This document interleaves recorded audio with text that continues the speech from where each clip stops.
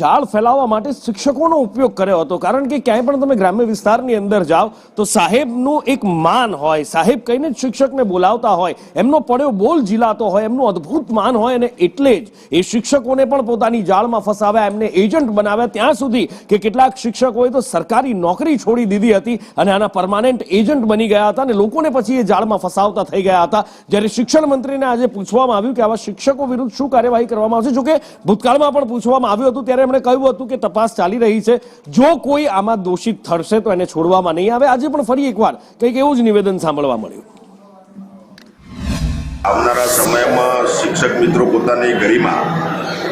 જે લજવે છે, નૈતિકતા છોડે છે, એમની કોઈ સંજોગે આપણા શિક્ષણ વિભાગ કે આપણી સરકાર એમને છોડવા માંગતી નથી। જે લોકો આ કૌભાંડમાં કે નિર્દોષ લોકોને, ગરીબ લોકોને છેતરવાની કામગીરી જેમને કરી હોય અને જે કંઈ અમારા રડારમાં જે હશે અને જેમના નામ આવશે એની તપાસ એની કરવામાં આવશે, હકીકતની રિપોર્ટ મેળવવામાં આવશે, જે લોકો એમાં સામેલ હશે સીધી કડીમાં જો એમનો અમને સુરાગ મળશે તો નિશ્ચિત કાયદેસરની કાર્યવાહી અમે